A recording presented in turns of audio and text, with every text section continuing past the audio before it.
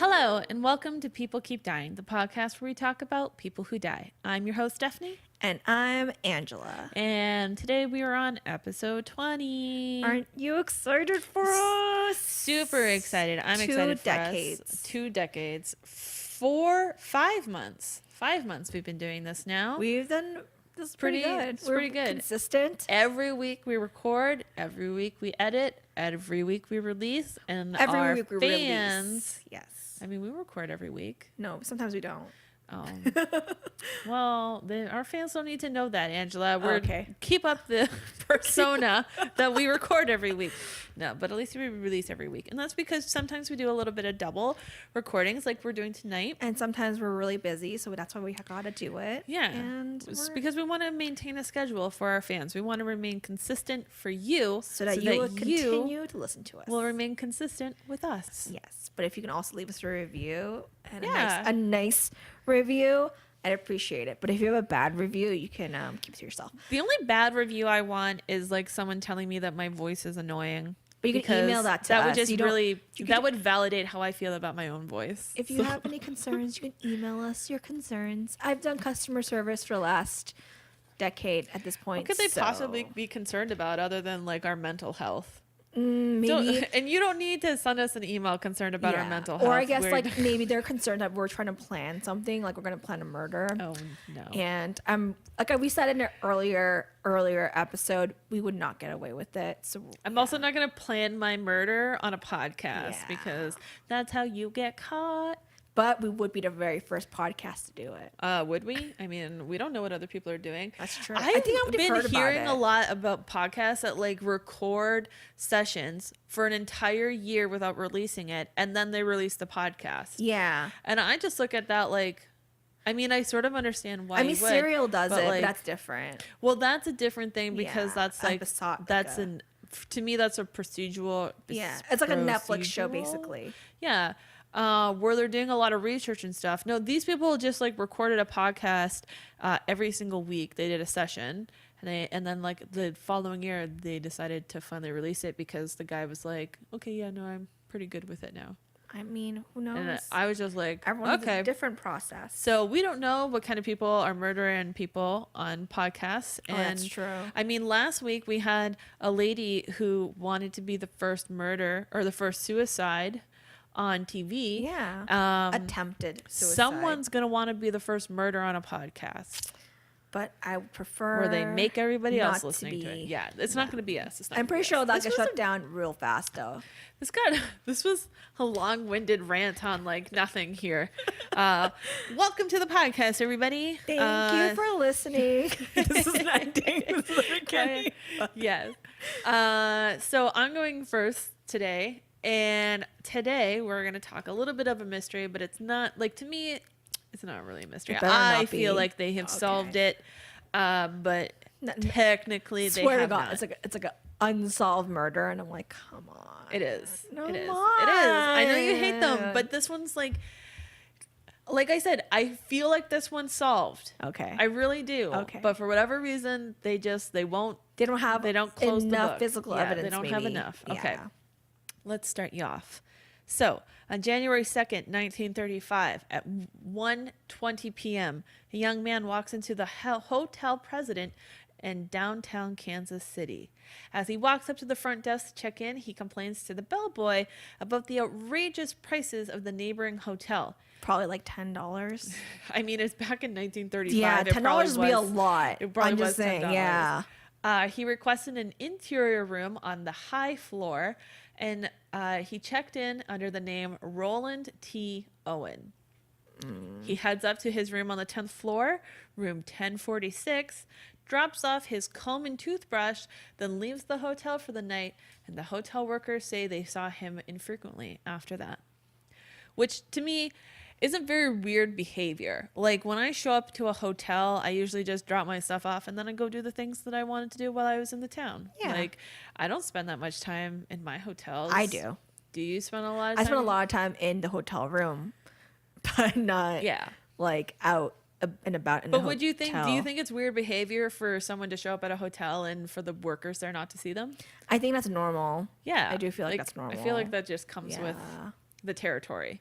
The following day, on January 3rd, a maid working at the hotel, Mary Soptic, stopped by to clean his room around 12 o'clock. When she tried to enter the room, she found that the door was locked from the inside. This apparently was strange because no one had seen him return to the room, and most of the guests in the hotel were gone during this time. So Mary knocks on the door, and when Roland answers, she states that she didn't know that he was there and that she can come back later. Roland tells her that she can come in and clean the room and that she wasn't intruding at all. When she enters, hate that, by the way. I hate What? it when they tell you that you can come in. I feel weird when someone watches you do your job. How weird is that? To sit in a hotel room and wait, maid cleans your bathroom and. I don't think that I think the way that they cleaned the hotel was probably a little bit different then because the way that it comes across, she enters the room quite often, so it sort of sounds like she goes in And makes at one the bed point every makes time? the bed, Okay. and then later on she comes by and drops off towels and probably does a little bit more tidying up. So okay. it's really weird because my thing was she went once. Why is she going back to drop off towels? Why didn't she drop off towels while she was first there? But I digress. So she enters the room, and it's mostly complete darkness. The shades are tightly drawn, and it's just a flicker of light coming from a tiny lamp in the corner. And as she cleans, Roland tells Mary that he has a friend coming by to visit him soon, and if she could just leave the door unlocked when she left, that'd be great. Mary agrees, and Roland leaves the room. 4 hours later, Mary returned with fresh towels, only to find that the room was still unlocked. Finding this odd, she enters the room and finds Roland lying on the bed, fully clothed, seemingly asleep. On his bedside table, there was a note that read, "Dawn, I'll be back in 15 minutes. Wait." Which, to me, it's why is this girl reading notes? Yeah, if she wanted to drop off the towels, You why drop is off the towels and then you leave. Why are you why is she going walking around? over to the thing? But maybe She was supposed to make the bed. Maybe there's no, two because beds. she already made the bed and he was laying on it. That's weird. And so I thought it was a little weird that she read this letter.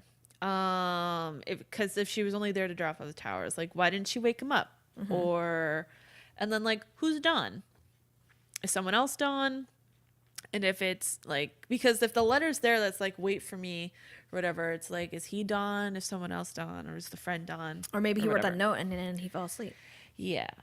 Not really sure. Later that evening, around 11 p.m., a worker for the Kansas City Water Department offers a young man a ride about a mile away from the hotel. The man was dressed in pants and an undershirt and with a deep scratch on his arm.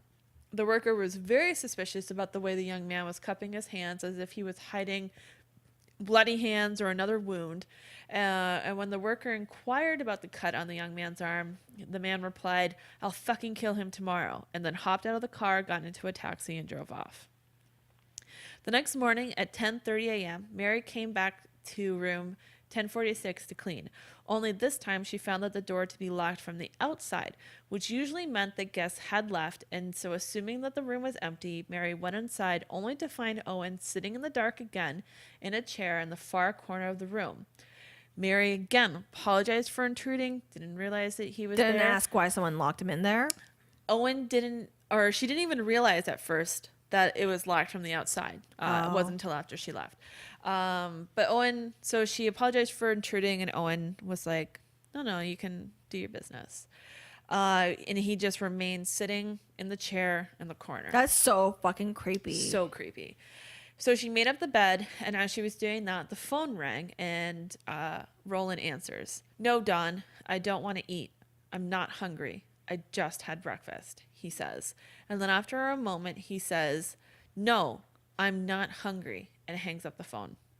After hanging up the phone, he talked with Mary a bit, asking her about her job in the hotel, and complained again about the prices of the neighboring hotel.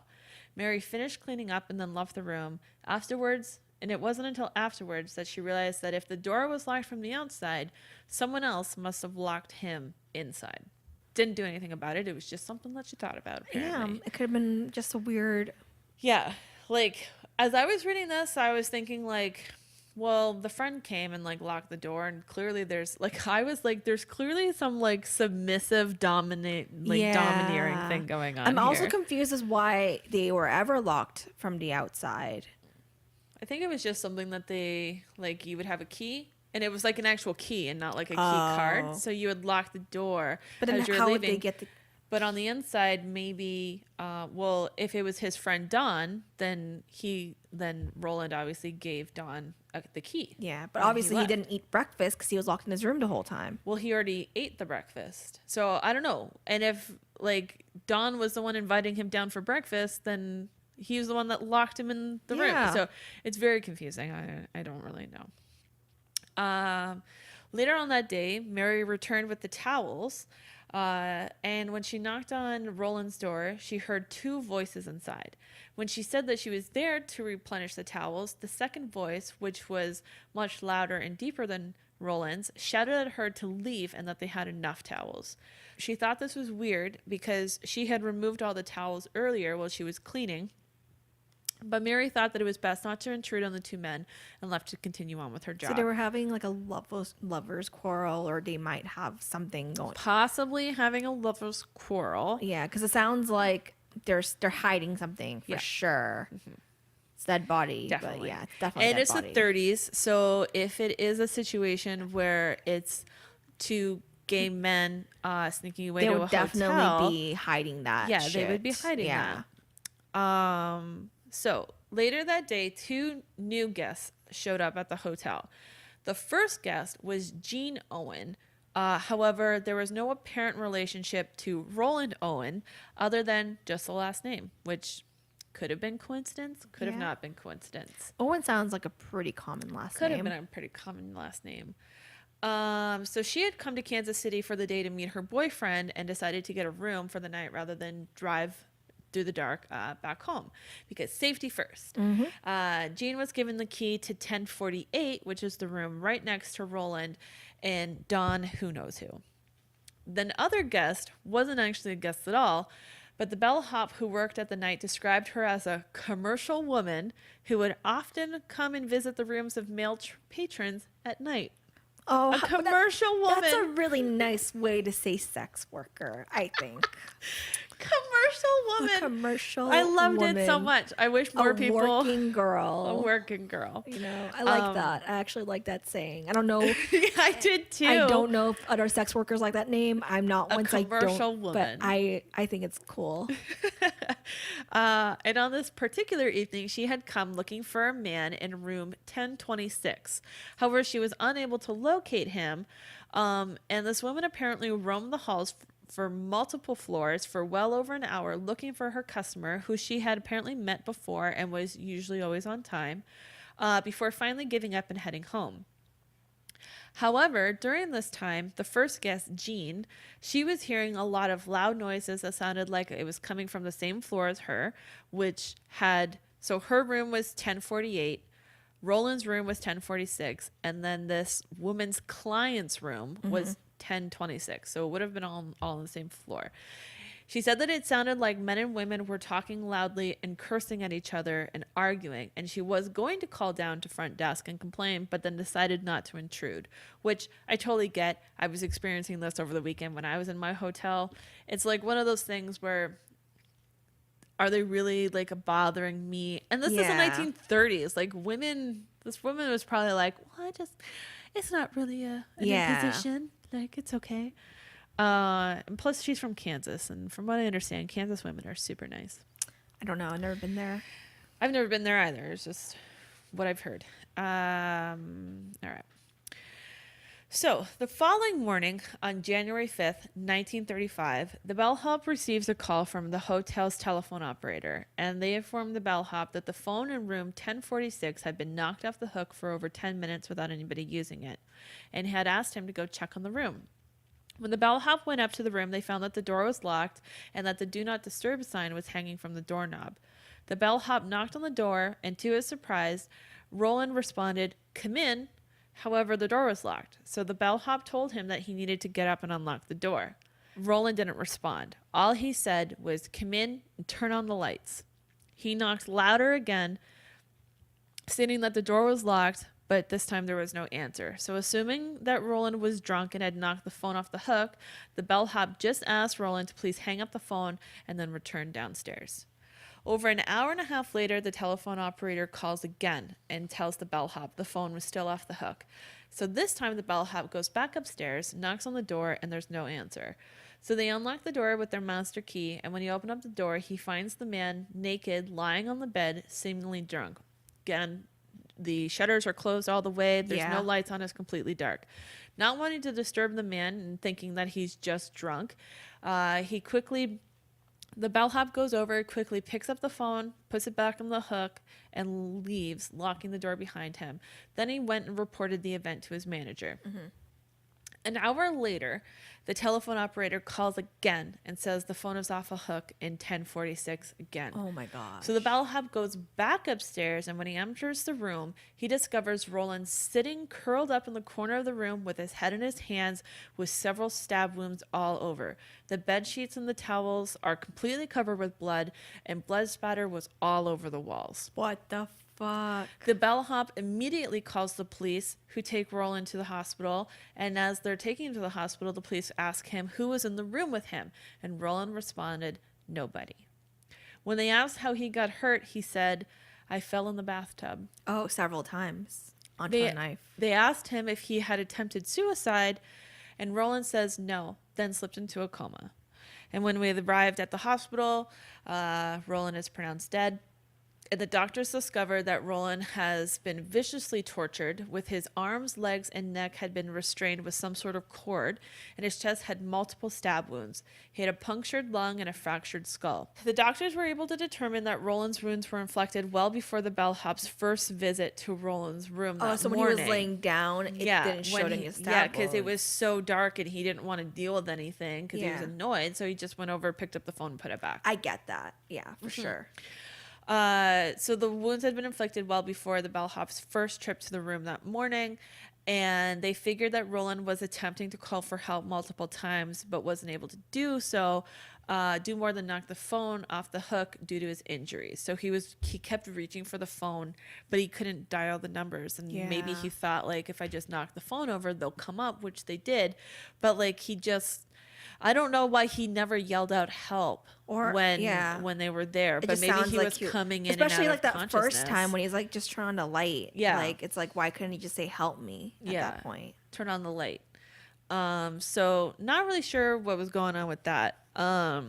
When the police investigated the room, they found nothing. They didn't find any clothing belonging to Roland. The hotel amenities were taken, such as soap and shampoo, as well as anything that wasn't attached to the walls or furniture, and basically like anything that they could have used as a murder weapon was taken out. They were only able to find a necktie lapel, a hairpin, an unlit cigarette, a safety pin, and a small unopened bottle of diluted sulfuric acid, and a broken glass that was still in the sink. They were also able to recover 4 small fingerprints from the telephone stand, but they were never able to be identified. And seriously, it's the 1930s, and it's a hotel. Yeah. There's thousands of fingerprints. And no one really dusts the telephone and stuff, so those fingerprints could have been anybody, which is probably why they were never identified. Nothing really came of that. But then they discovered that Roland T. Owen isn't actually a real person. And it sounds like a fake name. Yeah. And so they released some competent sketches to the media asking the public to come forward with any information on their now mysterious murder victim. Shortly thereafter, the Mühlebach Hotel, which was the hotel that Roland was originally complaining about, comes forward and says that they had a gentleman check into their hotel on January 1st. However, he checked in under the name Eugene K. Scott, and the investigators discovered that was too a fake name, leaving them back at square one. It was also discovered that the man matching his description had stayed at the St. Regis Hotel as Duncan Ogletree and shared a room with a man listed as Donald Kelso. Both names were discovered to be fake. But now we have Don. It just sounds like too like a rendezvous. Yeah, it sounds like two dudes that were like dating or having sex, and then one of them was like, I'm gonna fucking come out because I can't live like this anymore, and another guy's like, that's not okay. Yeah. And they were just using fake names at hotel rooms because which they can't get they caught. have to. Yeah, it was a much different time. So over the next couple months, various people came forward to identify the body. However, none of them was able to be stuck, and the case eventually ran cold. So they were going to bury the body, but they were going to drop it off in a pauper's plot. And once they had announced that, a letter is dropped off at the funeral home with a donation to cover the entire costs of a small funeral, and with a letter that said, "Love forever, Lucille." And at the time of the funeral, there was a phone call that was made to the local paper by a woman who refused to give her name, but she called to chastise the newspaper for stating that Roland was going to be buried in the pauper's plot, telling them that arrangements had already been made for a proper burial. When the editor pushed and asked what happened at the hotel room, the woman responded, "He got into a jam," and then hung up the phone. 2 years later, a woman named Ruby Ogletree, which is the same last name as the other Ogletree, as the Duncan Ogletree, comes forward claiming that the murder victim was her son, Artemis Ogletree. Oh. And that he had been staying at another Kansas City hotel around the time that he went missing.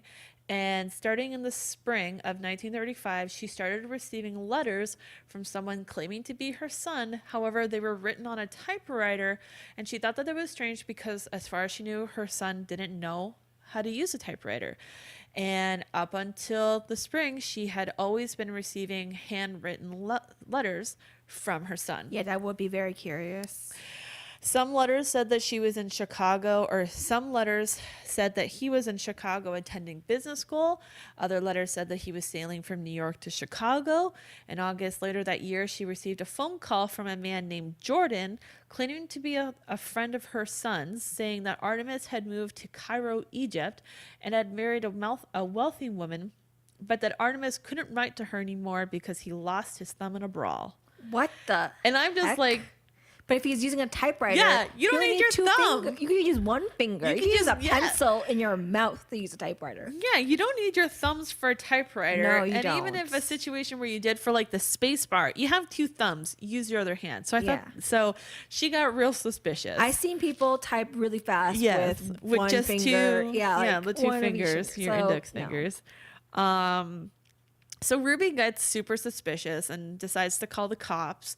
But the cops aren't able to locate Artemis, so she calls the American consulate in Egypt, and they also weren't able to locate Artemis because he wasn't fucking there. Had no record of him ever entering Egypt. And then eventually, one of her friends happens to be reading a newspaper article that's talking about the mysterious murder in room 1046. And her friend gives her this article, and she's like, "That's my son," with the composite photo. And although there wasn't much evidence to prove this, the police were inclined to believe her because she matched up the scar. I guess he had like a nasty scar that was on his face. Okay. She was able to prove that with like photos. But it just mostly feels like that they kind of went along with their story because there wasn't enough evidence to back up someone else's story. Yeah. So they were like, all right, this is Artemis It's an Ogletree. easy, like, this is a present for you. And this is, So the police release that they've now found the victim, and his name's now Artemis Ogletree. So that, to me, like, that's not a mystery anymore. One promising lead, however, did surface in 1935 when a man who went by the alias Joseph Ogden was arrested for the murders of his roommate. And one of Ogden's other known aliases was Don Kelso. And his appearance was similar to the description of the Donald Kelso that stayed at the St. Regis with Artemis Ogletree, but the connection was never pursued. And so nothing ever really came there's not of enough this. evidence. There's no physical evidence in the scene either. And that guy, like Joseph, kept his mouth shut. Yeah. He also was claiming that his name was Joseph Ogden, so they don't even know like what his real name is. It's just his other aliases was Donald Kelso. So to this day, it remains unsolved. But every year, the Kansas City police reopens the case in hopes to solve the murder. But in my opinion, they found him. Yeah. Like, they know who the victim was because they were able to track that down. And in my opinion, they fucking have the dude that killed him, possibly, if it is Don that killed him. But they... And it was definitely some sort of weird, like, not weird, but it was like a BDSM, like, relationship or something. Yeah. And it just went wrong. That was the feeling that I had too, only from, like, the tying up. But, like, definitely went wrong. I don't know if, like, the woman that was looking for somebody in 1026 was... like actually looking for somebody, because I was reading like a Reddit article and they were talking about how they felt like it was a three-way with that crazy woman, The commercial and the other woman. two, Yes. because of the Louise, is that what Lucille? So there was clearly a woman somewhere in play here, and maybe it was a situation where like the wife found out that her husband was, you know, a homosexual and killed him, or maybe he was going to leave the other man. I mean, you can concoct or maybe any story Artemis that was you like, want to. if you know, I can't live like this anymore. Maybe you want it out of the relationship too, and that's another way of permanently doing that. Mm-hmm. So yes, that is my mystery murder in room 1046. So interesting. I've never even heard anything about it. I just like, this was so crazy to me because like everyone was so bothered by like, it was so weird that he just like, we never saw him. I'm just like, that sounds like typical behavior for a hotel. But yeah. That's my crazy murder. I loved it. I love that story. Well, my murder is one of those murders when you read it and then you're like, that was unavoidable. You know, like it could have literally been you, and that's how, you know, like random acts of violence when you read about it and you're like, gosh. That scares me so much. Like, yeah. People who like just walk down the street and then your hair flowed a certain way and then someone kills you because of that. Like, I mean, that's what happened, I think last year or 2 years ago in Koreatown in LA. There was a guy who was waiting for any Korean girl to walk by him. He had a hammer in his hand and smashed her head in. She survived, but there was no connection. It was just the fact that she was a girl. in Korean. In Koreatown. I mean, that's That's so. I mean, like sometimes when I read about random acts of violence, I'm like, that's the scariest, because that's what I'm the most scared of. Like, you don't expect you can't. it. Yeah, you don't control that. Yeah, it's like it's someone else's. Like, it was like that dude that shot the woman he was like sitting in her car, or he was sitting in his car, and he basically just waited until someone like pulled in next to him, and then he just shot her, like through the cars, and it was just like, that is. Or the guy from Roger Park, like I think in October. There's so many. Yeah, but like he killed 2 people. He just went. He has like a mask on and just started like killing. I'm like, what? So this one is one of those feelings you get. You're like, oh, so unfortunate. Like, see, I did a story that makes you uncomfortable because I know that you don't like unsolved mysteries, and I don't like stories where it's like could be literally anyone. Yeah. So this is what that is. Yay! And let's start right off. Okay. So on the night of April 3rd, 1997, 22-year-old Hongshik University student Cho Jung-pil was found stabbed to death in the bathroom at a Burger King in Itaewon. Oh my gosh. And I'll give you a little bit of background of Itaewon. Itaewon is like an area in Korea where like basically all the foreigners live. So like they basically built their own community so you can feel more comfortable. So there's like a Burger King there. There's like a Taco Bell there. There's, you know, like you can find all the amenities and things that you may miss about home there because they built their own community. But he was just found stabbed in the bathroom. And not the worst part, but the bathroom was fucking tiny.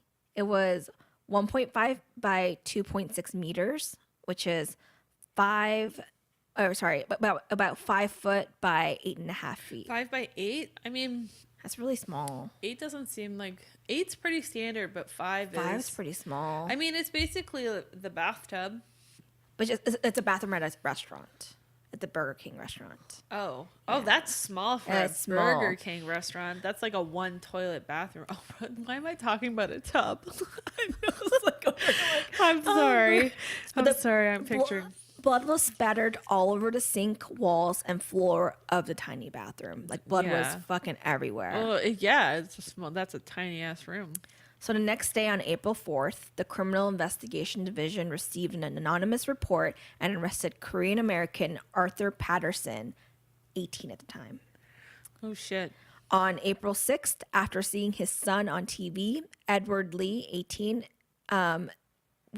spoke to his son and was just like, what the fuck? Like, I think they had like footage because they have a lot of CCTV. Sorry, whose father? Edward Lee's father, a different guy's father, saw the TV and was like, that kind of looks like my son. Called him and then basically talked to a lawyer, and then they turned him in on April 8th to the police. Because I think in his mind, it's like, well, if you didn't do anything wrong, you just still go to the cops, which I agree with. But I'm so good for his dad. If you did nothing wrong, then you go and you show them that you didn't do anything wrong. And good for his dad for turning him in, because a lot of parents wouldn't. A lot of families don't. No, so good for him. Listen, brother dear and sister dear and any other family member that happens to read my podcast, I'll fucking turn you in. I don't think I won't. I've done it before. So I'll turn you in. Don't ever tell me. Actually, sometimes I do feel like if my brother came to me and told me that he killed someone, I would probably help him hide the body. And I shouldn't admit that on a podcast, because if he ever does do that, they're going to come to me. They're also going to use this clip. Yes, they're going to be like, well, you said here. You're like, in court. And it's just like, yeah, but at the time I didn't think that he would actually kill anybody.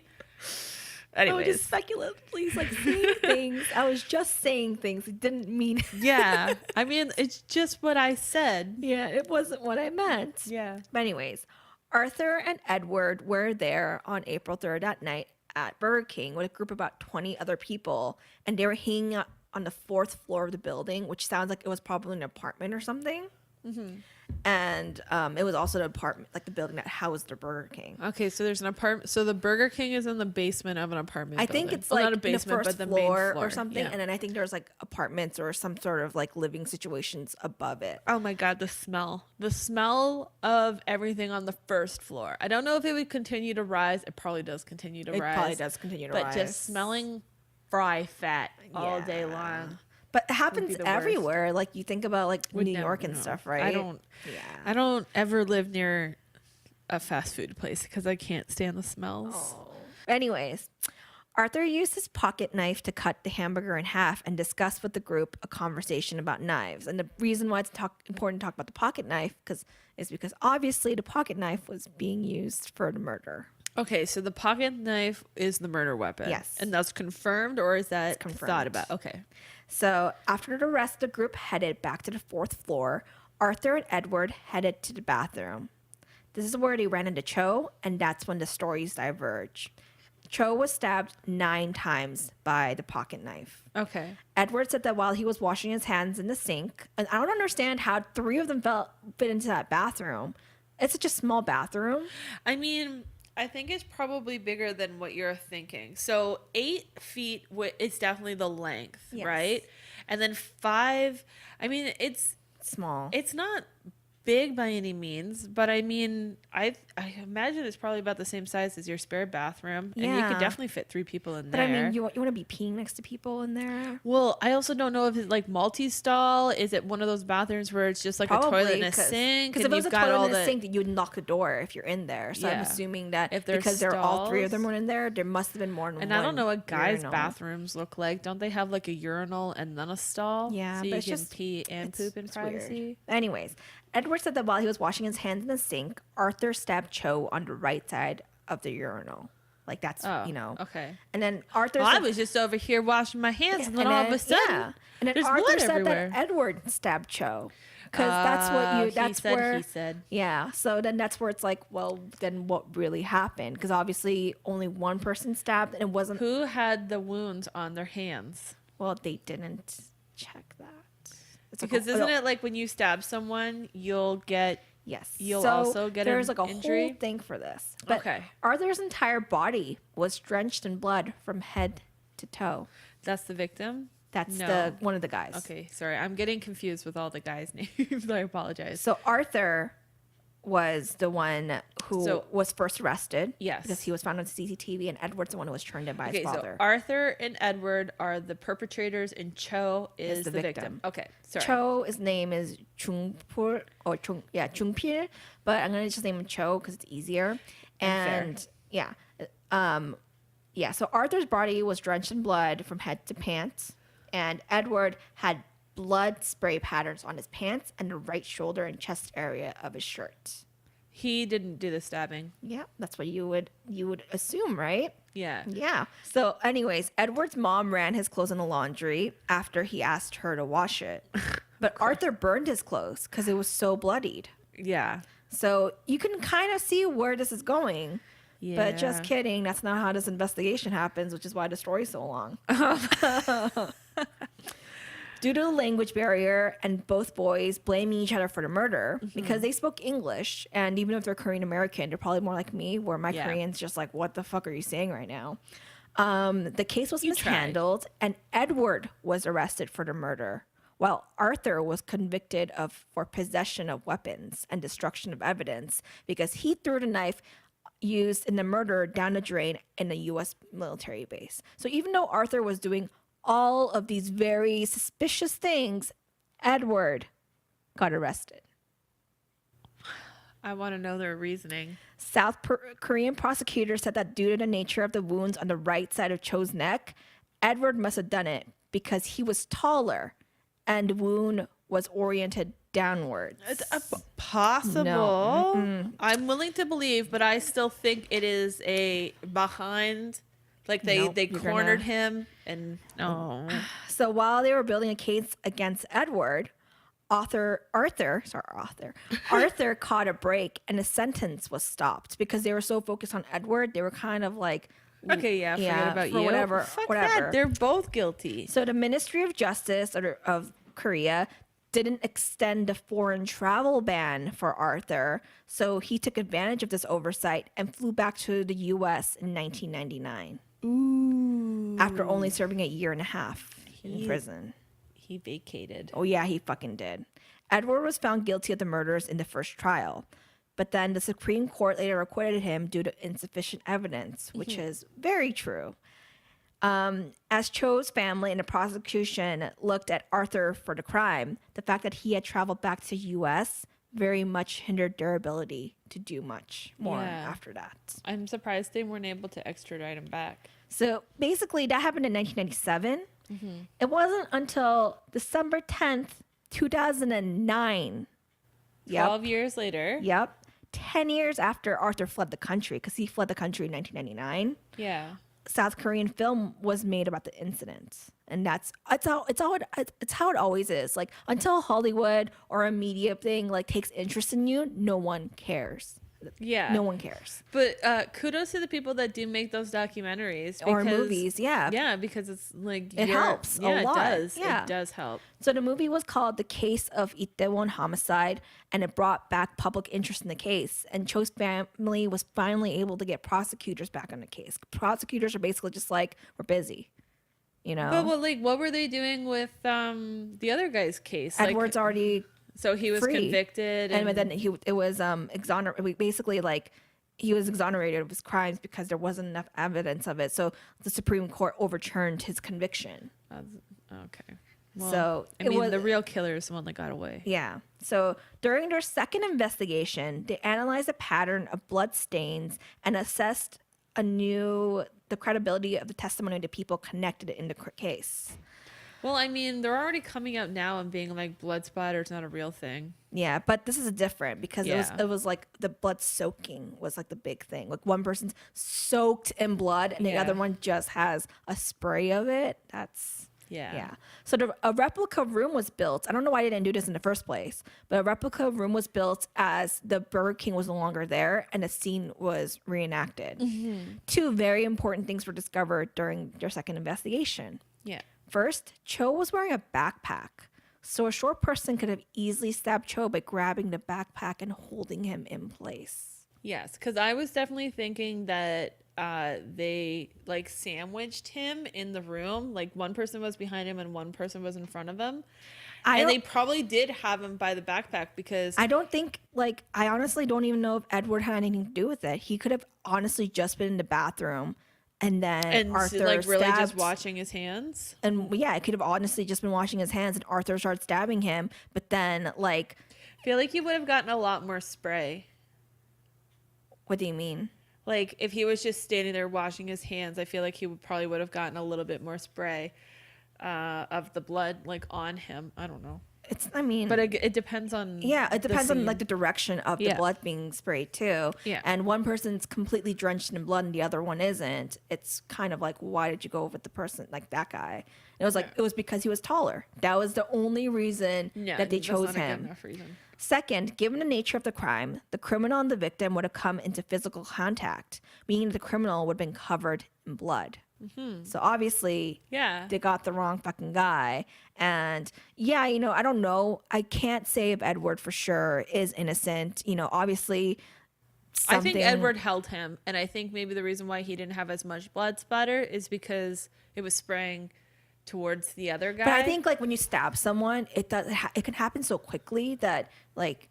Yeah, but I mean, they had a little bit. So it was on his right shoulder, right? So if he reaches over and stabs this way and pulls out, the blood's going to go forward onto you. Yeah. So, I mean, if he's talking to you, but then the blood is... It would, like, would cause a little bit of spray on your shoulder of But then if he's pulling him back, it's not forward. Yeah. You're thinking forward. He's pulling him back down to his level to stab him. So then the blood would still splatter on you even if you weren't a part of it. Yeah. Yeah. No, definitely. The dude that got soaked in blood definitely did it. I don't know. More. I don't know what Edward did. Yeah. I don't know for sure if he was definitely completely innocent or if like, because then there's another thing. Like, yeah, then that person died, but then he's like a little kid. Like he's like a teenager. He got scared.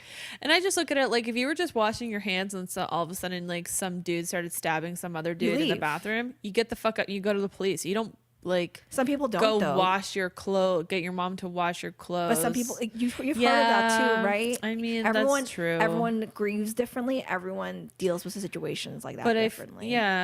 It's unfortunate that he was arrested. But you would think that. I mean, he did say that it was the other guy. Yeah, so it was, and then that was another thing. It was like, well, I'm just gonna say it was you. So.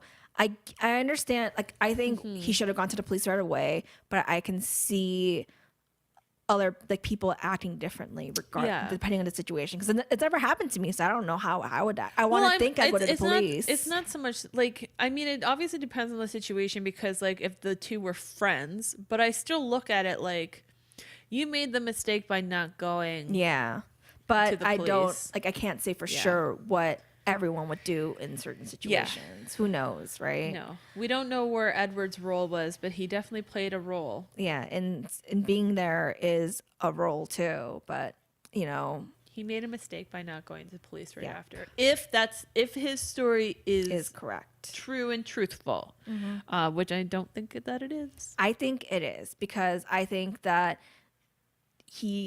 I could see it easily happening where like, you know, like when you stab someone, I imagine like if you're hitting the same place and it's like kind of it's fast. I just mean like, I don't think that he had no role in it because I don't think he held them down in any way. Yeah. And so besides holding him down, what other way? Maybe standing by the door and making sure nobody comes into the door. Maybe. Like he obviously had a role because he didn't go to the police. But I said, everyone reacts differently.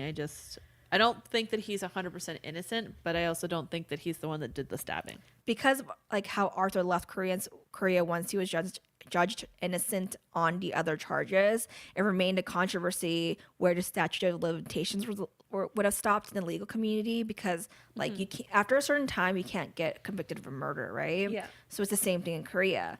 It says if in a foreign country to escape criminal actions is not proven, it means that the statute of limitations is stopped until 15 years past the murder date. So the statute of limitations would expire on April 2012. So they were really close to that. And the only way he would have still been convicted after that date was if they found out that he fled the country on purpose. Which is so much harder to prove. I mean, but I can imagine how it would probably be a little easy for them to prove it in this case. Like, he left so quickly after he was clearly fleeing. But then it could have just also been like, he's, like they're... Because I'm American and I want to go home. So lawyers are... Yeah. That's what lawyers are for, right? Yes. So to avoid controversy and basically all that, like jumping to hoop stuff, prosecutors announced on December 2011 that Arthur would be prosecuted. And on December 22nd, 2011... Arthur was prosecuted by South Korean prosecutors. Not in Korea, though, but I think in the States. Like, they were able to prosecute him from the States. Okay. Because they don't extradite him for a while. Okay. So after further investigation by the U.S. attorney and South Korean prosecutors, they came to the conclusion that Edward and Arthur were accomplices, which is your idea, and that Arthur committed the murder and Edward instructed it. And I'm not really sure how they got that idea of how Edward would have instructed Arthur doing it, because I'm not sure what evidence they would have had for that. It depends on what you define by, like, instructed. But like, if it was like his plan. Yeah, I think that's what they're trying to say. Like, it was Edward's plan, but Arthur's the one who went through with it. Mm-hmm. But the possibility for indictment for Edward is unlikely, as he had already been acquitted for the same crime. Yeah, and double jeopardy. Mm-hmm. So on December 2012, the U.S. federal court in Los Angeles ruled for Arthur to be extradited to South Korea. Arthur delayed his extradition by submitting a habeas corpus, which is, I wrote it down because I didn't actually, I've heard it a lot in law shows, but I don't know what it is. Habeas corpus is, it's a recourse in law through which a person can report unlawful detention or imprisonment to a court and request that the court order the custodian of the person, usually a prison official, to bring prisoner to court to determine whether the detention is lawful. But anyways. Yeah, that was it's very mouthy, but I had to I was like, well, someone might be like, what the fuck is that? So Arthur arrived late September 2015 to be tried domestically in South Korea. So that's when he finally makes it back to South Korea, September 2015. He was found guilty and sentenced to a maximum of 20 years in prison. Due to the state's failing to properly investigate the case and inflicting pain to Cho's family, a local court ordered the state to pay 360 million won, which is around $321,000 US, in compensation. Cho's mom, Lee Bok-soon, said that she was not satisfied with the verdict. Said, the money is way too little for what we had been through. It took 18 years for us to bring Arthur back into the courts. Mm-hmm. It wouldn't have taken this long if the government had done its job properly. Exactly. The court and prosecutors gave up on a case until I met with the investigative TV show producers, because there was a episode about it. Yeah, once the news gets into play. And the film director who reported and revealed the case to the world. Mm-hmm. The prosecutors would not have reopened the case if it was not for our efforts. No, they probably wouldn't. We've been petitioning the courts for 21 years since my son was killed in 1997. Like, how fucking awful and sad is that shit? That's really sad. That makes me, super sad because, do you imagine spending that much time just trying to get the courts to care about your dead son? How it's your sole job. Yeah, is to get justice, and you're gonna sit there and tell me that you're too busy to get this justice. Yeah, and no, that's real shady. She said she would later say after Arthur's guilty verdict, I feel Jung-pil's heart can finally be at rest. I feel that he would think that some of the unfairness has been lifted, just as we do. Following the trial, the defense revealed that they will appeal to the sentence, explaining that when they consider the bloodstains left on the scene of the crime, Edward appears to be the real criminal, which is what you're supposed to do when... Yeah. But I'm I get, you're a lawyer, that's your job, and when you're a murderer, it's your job to try really hard to prove that you're not a murderer, because that's what you fucking do. And it's so awful, because that means it's just gonna get dragged on the court forever. Yeah. And she's gonna have to keep going back and relive this awful thing that happened to her son, who was doing nothing. He was at a Burger King. That was it. That's all he was doing. He was just eating food, probably having a good time or whatever, and then gets stabbed in the bathroom. Like, just so now I can't go into bathrooms without wondering, like, oh, is someone. Yeah, someone gonna stab me in here? No, that freaks me out too, because it could have been a situation where like he was maybe he just looked at him the wrong way, and him and his friends were probably sitting at the other table. They're just like, hey, you know what? Let's do it that guy. Yeah, but then they already had a pocket knife on them too, right? So it's like, so you just have a pocket knife on you, and then they're like, I just want to go kill someone. Is what it feels like. Basically, what it seems like. Yeah, 100%. And because they both go together the guy, too. right? Yeah, and they both went in together to the bathroom. And do guys usually go to the bathroom together? No, it's weird, right? Yeah, yeah, and like.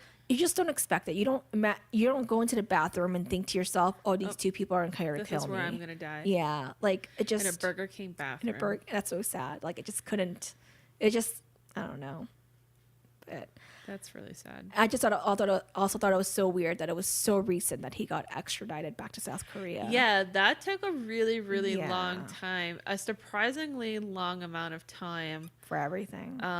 For everything, yeah. Because why didn't they just extradite him back like right away? Yeah, maybe because they didn't have. They couldn't. And as a disclaimer, as I always do a disclaimer.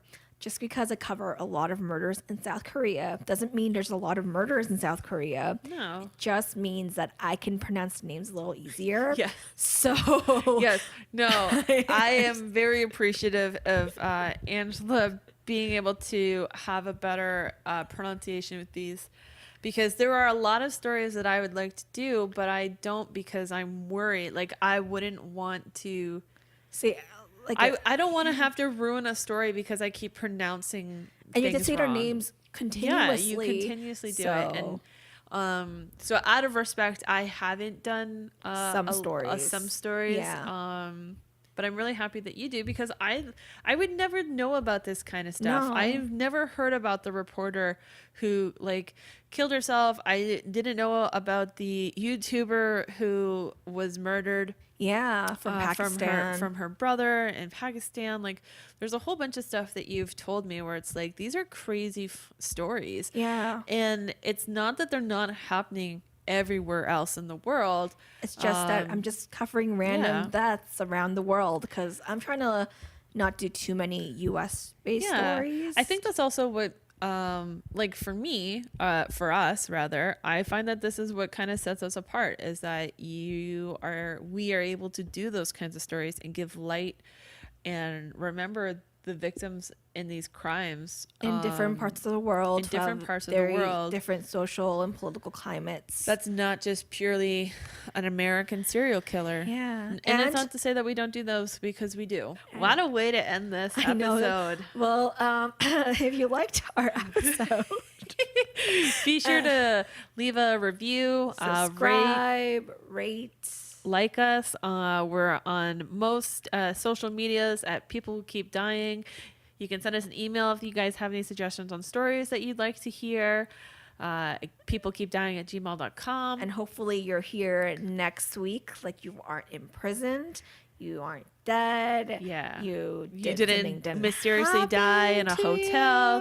And if you go to a hotel, don't give your fake name, guys, because if you die, they're not going to be able to find you. It's really hard. For many years. You should leave a trail, like a breadcrumb trail. Just one little trail. Unless that's what you really want, I guess. Yeah. You want to die anonymously, which is kind of weird. But, you know, it's your own thing. Die however you want to die. Yeah. Let's hope you can die however you